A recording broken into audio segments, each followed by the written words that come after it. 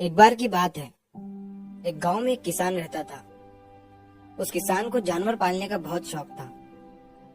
उसके पास पहले से ही बहुत सारी भैंसें थी, जिनका दूध बेचकर वो अपना घर चलाया करता था।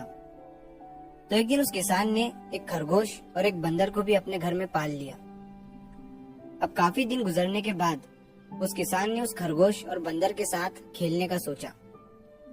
उस किसान ने अपने खेत में बहुत सारे छोटे छोटे गड्ढे कर दिए और फिर उन गड्ढों पर मिट्टी डालकर उन गड्ढों को बंद कर दिया और किसी एक गड्ढे में उस किसान ने एक गाजर को छुपा दिया। अब उस किसान ने खरगोश और बंदर को उस गाजर को ढूंढने के लिए कहा। खरगोश बहुत ही कॉन्फिडेंट था और उसे अपने आप पर बहुत विश्वास था।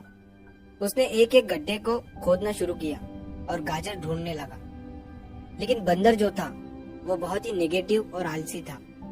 उसने सोचा कि खेत में इतने सारे गड्ढे हैं और वो गाजर किसी एक गड्ढे में है, इतना कौन ढूंढेगा। वो बंदर ये सोचकर एक गड्ढे के ऊपर जाकर सो गया।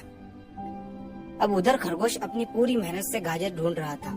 एक एक करके खरगोश ने सारे गड्ढे देख लिए, लेकिन उसे किसी भी गड्ढे में गाजर नहीं मिली। सिर्फ एक गड्ढा बाकी रह गया था, जिसके ऊपर बंदर सो रहा था।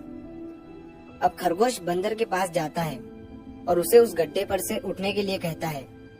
जैसे ही बंदर उस गड्ढे पर से उठता है, खरगोश गड्ढा खोदकर गाजर बाहर निकाल लेता है और अपने मालिक को ले जाकर दे देता है। बंदर ये देखकर हैरान हो जाता है कि जिस गड्ढे के ऊपर वो इतनी देर से सो रहा था, गाजर उसी के अंदर थी।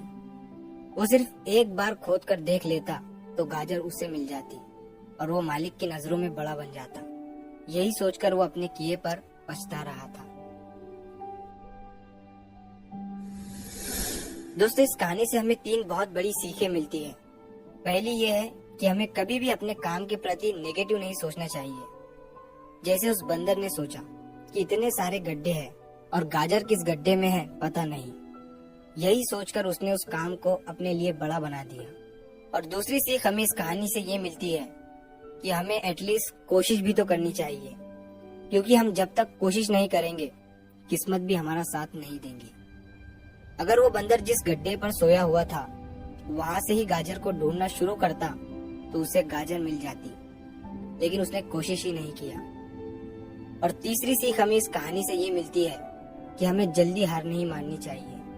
अब हमें नहीं पता कि हमें अपने काम में कौन से साल में कामयाबी मिलेंगी। वो 2025 हो सकता है, 2030 हो सकता है या 2032 भी हो सकता है, लेकिन हमें कामयाबी तभी मिलेंगी जब हम पॉजिटिव सोच के साथ कोशिश करते रहेंगे और हार नहीं मानेंगे। तो अगर आप इस कहानी को और भी लोगों तक पहुंचाना चाहते हो तो इस वीडियो को लाइक करो